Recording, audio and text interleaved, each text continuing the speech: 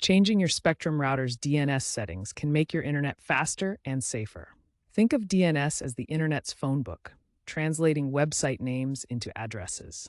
Spectrum's fault DNS servers can sometimes be slow or less secure. By switching to custom DNS servers like Google's or Cloudflare's, you can potentially reduce latency, block malicious sites, and even improve your online privacy. Plus, if Spectrum has an outage due to DNS issues, using a different DNS server can keep you online. First, access your router's admin panel by opening your web browser and typing 192.168.1.1 or 192.168.0.1 into the address bar. You'll need the username and password, which is often admin for both, but check your router's sticker for the exact details. Once you're at the login page, enter your credentials to access the router settings.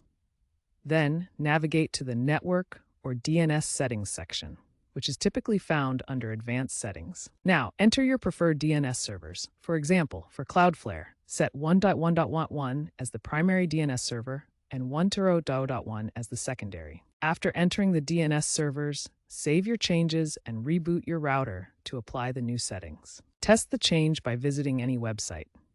If it loads properly, congratulations, your DNS settings have been successfully updated. For extra security, explore enabling DNS over HTTPS if your Spectrum router supports it, usually found in Advanced Settings.